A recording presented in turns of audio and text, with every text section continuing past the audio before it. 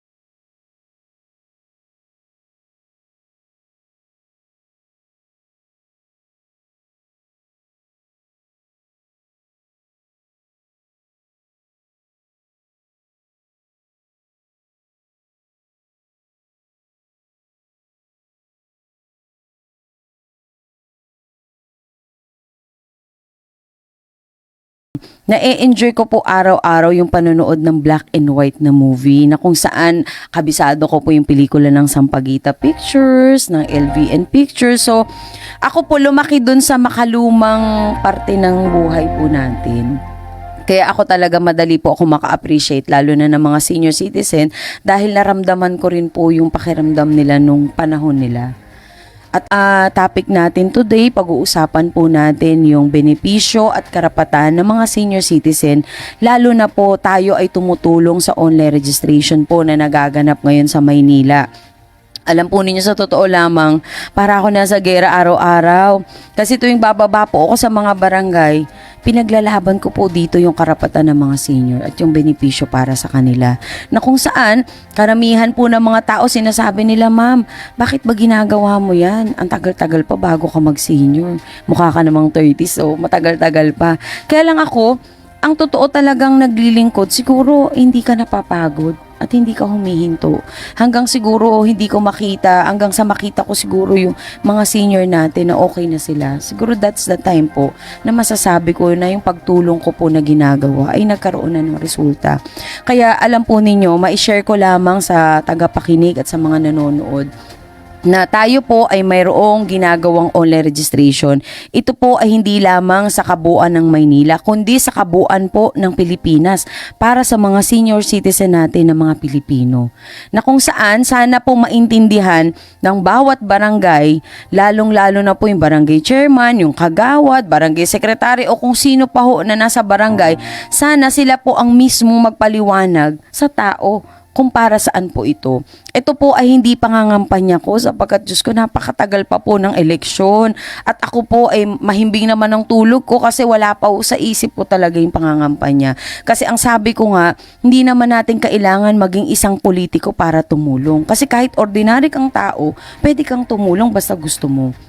Kaya ito pong ginagawa ko bilang isang nagmamahal lamang sa ating mga senior at nakita ko kasi sa tagal din ng panahon, wala talagang programa na specific para sa mga senior.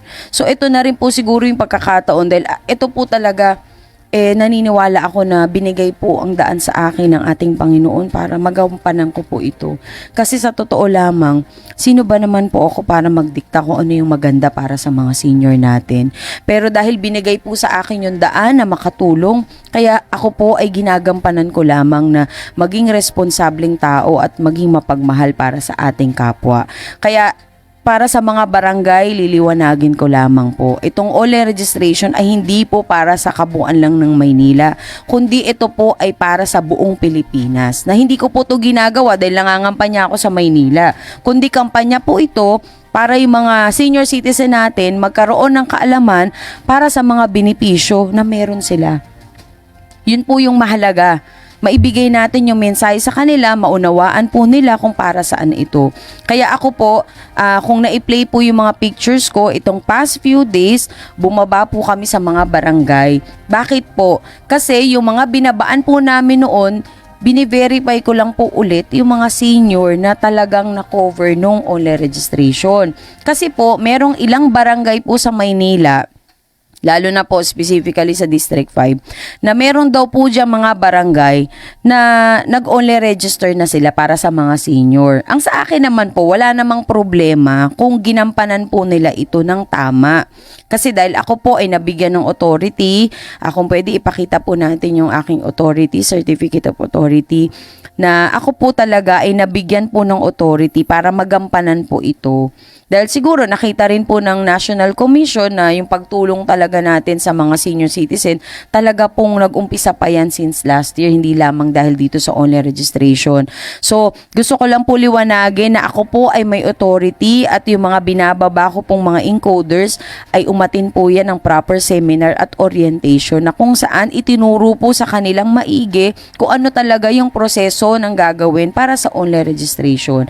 Na syempre, ako naman po kaya bumababa kami sa bawat barangay para higit nilang maintindihan at mapagsilbihan din namin sila ng tama. Kasi syempre, hindi naman po lahat ng senior citizen merong cellphone. Hindi naman po lahat ng senior citizen kaya nilang mag-online. Kaya ako po, binababa ko na po talaga yung totoong serbisyo. Kami na po ang dumidirekta sa mga tao, sa mga barangay, sa mga senior citizen para maalalayan po sila doon sa online registration. Siguro marahil po, dahil ako po ay tumakbo nung huling halalan, sasabihin ko na po sa inyo yung totoo nabibigyan po kasi ng maling perception, ng pagkakaunawa sa aking ginagawa. Gusto ko lang po liwanagin sa inyo. Ito po ay hindi pangangampanya, kundi pagtulong lamang po sa ating mahal na Presidente Bongbong Marcos, na kung saan siya po ang Presidente ng Pilipinas. Hindi po siya kung sino, kundi siya po mismo ang nagbaba ng proyekto at itong programa para sa mga senior citizen, na kung saan nagbaba na po siya ng budget na 43 billion.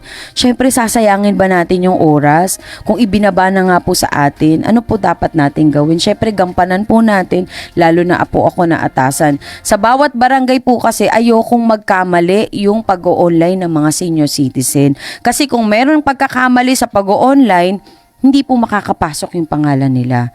Lalo na itong huli po, yung mga cases na nadiskubre ko, na kahit nakapasok yung kanilang pangalan, meron silang RRN number, pero hindi pa rin sila rehistrado, hindi lumalabas yung pangalan. Dahil nga po, merong silang mga hindi nasagutan na tama na proseso. Kaya ganun po ako ka-concern na kahit madoble yung trabaho, bababa po ako, uulitin ko, dahil gusto ko, bago po ako lumabas sa ibang area, ma-cover up ko na sigurado na lahat po ng senior ay okay. Kaya medyo siguro talagang nandun po ako sa nag-iisip ako araw-araw, ano ba yung pagkakamali na ginagawa namin para mabigyan po ako ng maling perception ng mga barangay, sapagkat ako naman po ay walang ginagawang masama, kundi gusto ko lamang pong makatulong. So pwede na ho ba natin maipakita? Ito, ipakita po natin yung aking Certificate of Authority para sa kaliwanagan lang po ng mga barangay at ng mga senior citizen po sa ating ginagawa. Alam po ninyo, mabigat din yung responsibilidad na aking ginagampanan. Sa totoo lamang, mas pinapriority ko po ito kaysa sa sarili ko talaga. Dahil nga, sabi ko nga, kailangan kung magbibigay ka ng programa, yung totoo lamang. Ito po ang aking Certificate of Authority. Nanggaling po ito sa National Commission of Senior Citizen. Ms. Mara Tamundong is authorized to conduct the National Commission of Senior Citizens online registration and orientation seminars, particularly for the welfare and benefits of senior citizen in the city of Manila. This aligns with this National Senior Citizen Database Build-Up Campaign of the NCSC. Given this 14th day of June 2023, Manila City, signed by Attorney Franklin M. Quijano, Chairperson and CEO. Pwede nyo rin po i-check ang website ng National Commission of Senior Citizen, www.ncsc.gov.ph. Diyos ko naman, masasaklawan ko ba naman yung National Commission kung gusto ko lang manloko? Eh di sana, baka nabarila ako sa luneta. Pero ibig ko sabihin, ito pong Certificate of Authority ko, tignan po din nyo kung panloloko po yan. Diyos ko, wala naman po sa dekalidad ko na ako po ay manloko, lalo na po sa ating mga nakakatanda na mga senior citizen na ang tingin ko po sa kanila ay magulang na at isang pamilya para sa akin. Yan po, pinakita ko lamang po para sa kaalaman din po ng iba. Sa totoo lamang, talagang masyado lang po yung pagmamahal na binibigay ko po sa ating kapwa.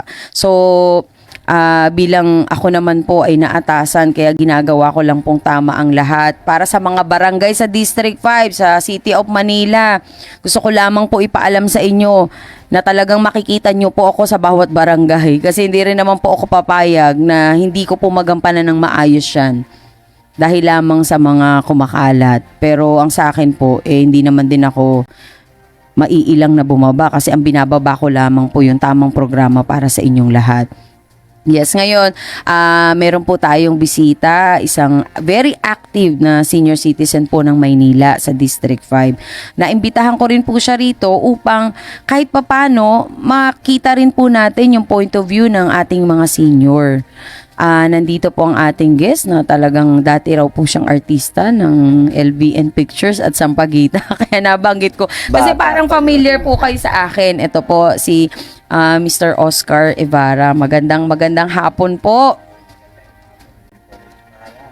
Ako'y natutuwa na ako'y inanyayahan mo para sa kapakanan ng senior, bagamat ako'y senior na. Hindi ako nagtataka na ikaw ay talagang para sa senior dahil mahal mo ang iyong mga lolo't lola, Opo, ang iyong tama mga po yan. magulang na siyang nagbigay buhay sa'yo. At natutuwa kami, o ako, kung ayaw nila. Natutuwa ako na may isang lumalagay na angel ng mga senior citizen Naku, sana ng talaga ikalimang distrito na Opo. hindi kasi nila nauunawaan kung ano ang ginagawa ni Miss Mara para sa kapakanan ng senior. Ang kapakanan ng senior ay kapakanan ng mga sumunod sa kanyang pamilya na ang kanyang pagmamahal ay para sa lahat, para sa isang pamilya, hindi para sa isang senior lang. Opo. Yun ang pagkakaintindi ko doon. Kaya nagugulat ako na may mga kumakalat na chismis na bakit daw nangingialam itong si Miss Mara. Opo. Sabi ko sana unawain muna nila at pakinggan nila ang side ni Miss Mara bago sila bumoga ng mali. Kasi yung mga panahon ng kamalian ni Marcos na nililitaw nila, hindi naman mali kundi tama noong panahon na yun namin. Opo. Kasi ako ang inabutan kong presidente, si Ramon Magsaysay. Talaga po. Tingnan mo. Wow. Si Carlos Figueres siya pa nga, medyo inabot-abot ko pa eh. Wow. Medyo mahina. Nabasa ko lang po sa libro yun. Mahina na talaga. Pero, sa Sibika at Kultura na pero ang ginagawa ng mga Marcos at ang ginagawa ni Miss Mara Tamundong sa pakikipag-isa para maayos ang talaan ng mga senior sa pagbibigay ng grasya ng Kamaynilaan at ng buong Pilipinas. Hindi po ito trabaho nga warde-warde lang. Napakaselan po nito. Opo. Na pag nagkamali siya, siya na naman ang inyong pupuntusan. Which is kayo nga, mga senior, hindi nyo mapuntusan ang sarili nyo sa pagkakamaling ginagawa nyo na inaanyayahan na kayo. Ayaw nyo pang pumunta para magpalista. Opo. Ang pinupuntahan lang nila ay yung mga bedridden na talagang hindi na makalakad. Pero kung tayo po naman katulad ko, 57 pa lang. Bata pa. Grabe. Kaya mo. Baliktarin po natin kasi ayoko mawala sa bingo. Kaya pa nating pumunta sa abot nating ng Opo. ating kakayanan dahil atin po yan. Hindi naman po si Miss Mara yan. Naku, matagal pa po makakatanggap ng benepisyo na Nakikiisa senior. lang po siya sa pagbibigay ng tama para maibigay sa mga matatanda Opo. ang nararapat. Sapagkat sa panahon ngayon marami nang natiteging senior o na hindi Yun na nga po, nakakatanggap. actually po, excuse Sige po. lamang po. Sige po. Una kasi sana gusto kong maitanong sa inyo, kayo po ba ay nakapagparehistro na? Ay, hindi pa po. Nairehistro ako sa barangay nung nakaraan lang. Okay, nung nakaraan Nung lang. nakaraan lang Opo. na ikinatuwa ko na meron palang ganon. Okay So, po. Pero saan nyo, hindi, ito po, dahil syempre nandyan na, binaba na po yung online registration. Ngayon po, ano po ba yung benepisyo na sinabi sa inyo na matatanggap Yun nga ninyo? po. Lalo na po sa barangay ninyo, meron po bang binigay na information yung barangay? Walang pang ibinibigay ng information ng barangay. Pero sa aking kaalaman, kasi ako masyado akong mapanuri, alam kong yan ay 1,000 buwan-buwan ang ibibigay ng pamamahala ng ating Presidente Bongbong Marcos para sa mga senior citizen. Dahil tayo po sa ngayon ay masyado ng pinapahalagahan ng ating gobyerno para ang mga senior pumikit man, masaya naman. Kesa nung Opo, hindi, yun nga po kaya, syempre ako po, binababaan ko yung bawat barangay para mapaliwanagan sila. Tama. Kasi unang-una, syempre, ibang senior nagtatanong, ano na naman to? Meron na akong ID.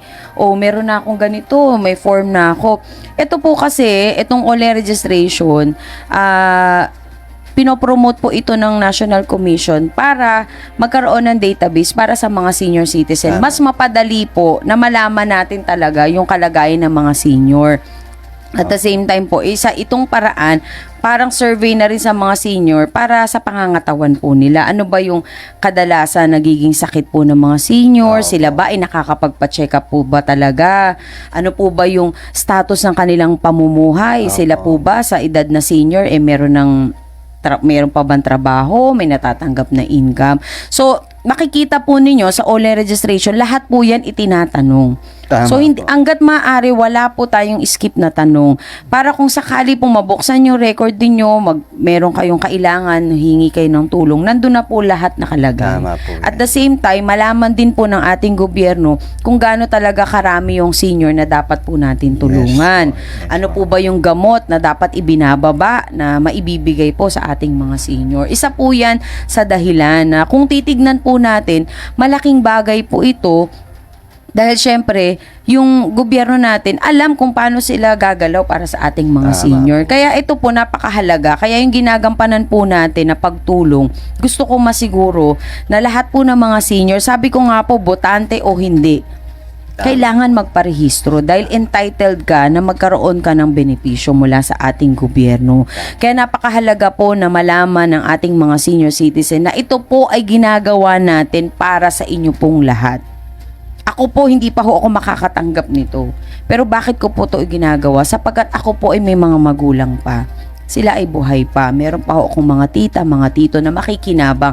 At the same time, pag dumating po yung edad na senior, syempre siguro naman makikinabang din po ako dahil kasi pag naging senior ako, entitled din po ako sa benefits na yan.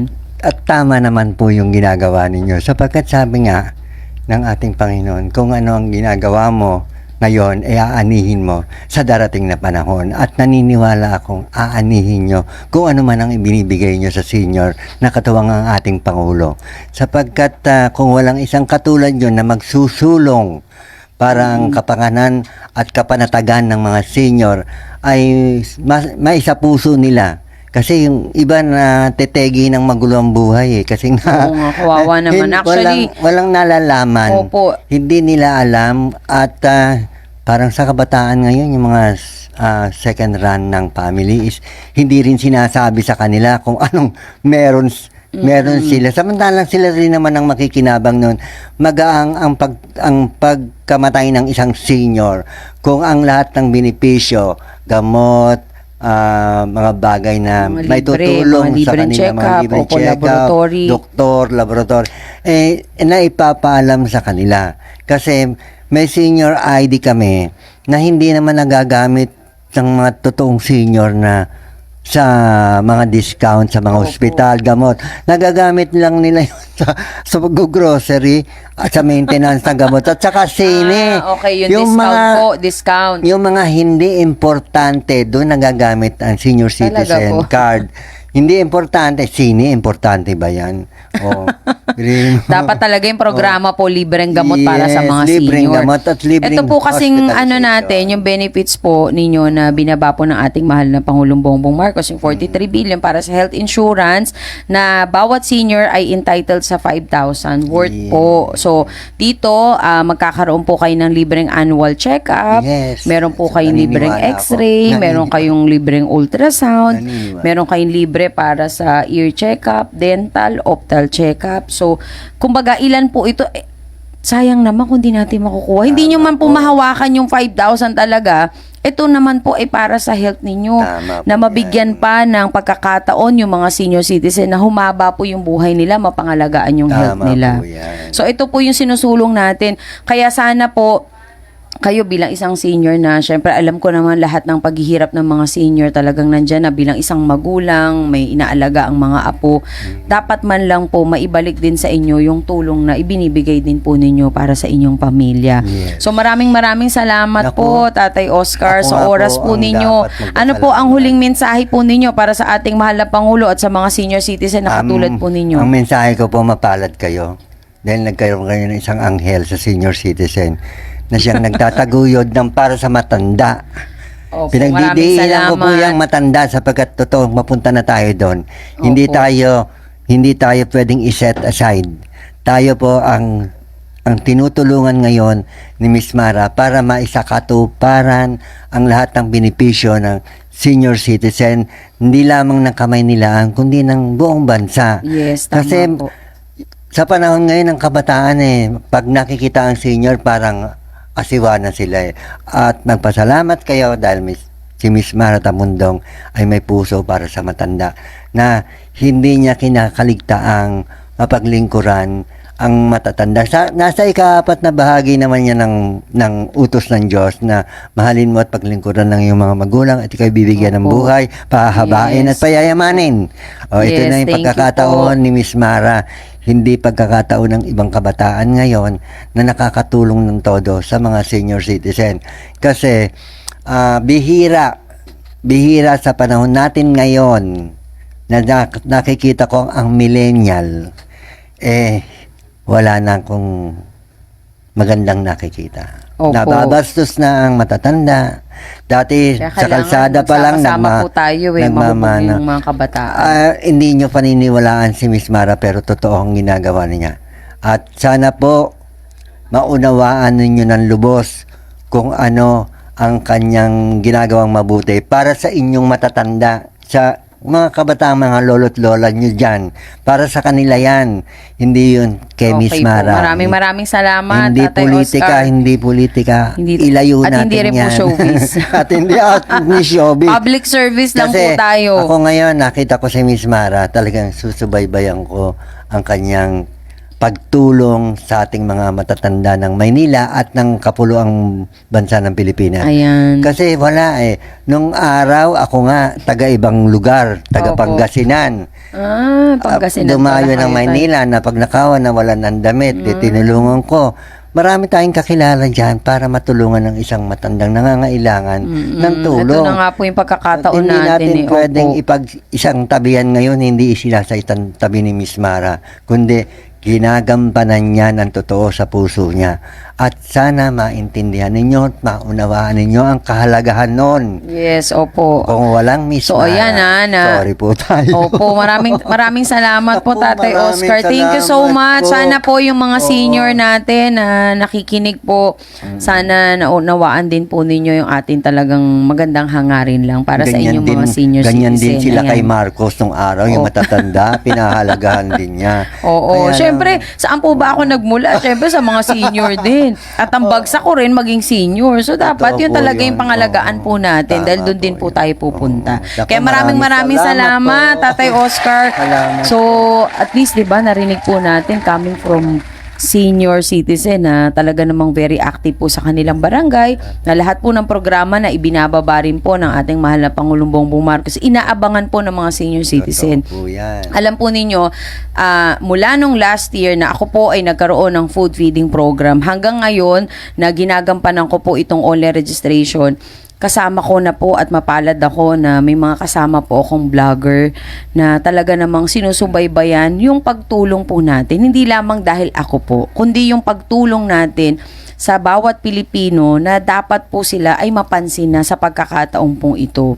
Actually, natutuwa po ako dahil kahit papaano, siguro habang tumatagal, mas nakikita nila yung talagang purpose ng ginagawa po natin. Pati po yung mga vlogger natin, Diyos ko, alam po ninyo, parang pati sila nakokompromiso na minsan dahil nga syempre, yung ginagawa po natin talagang sinasabi rin po nila, pinapaliwanag din po nila sa mga tao.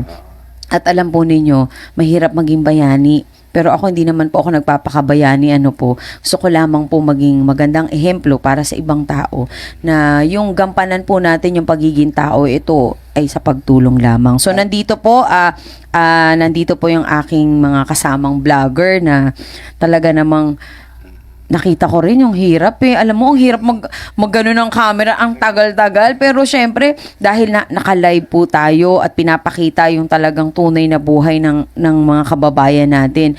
Nandito sila mismo nakasaksi. So, ang unang vlogger natin na nandito, 5 po yan sila So, 4 po yung nandito ngayon sa studio. Ang una ko pong tatanungin na vlogger natin very active na si Rover. Ayan, ang kanyang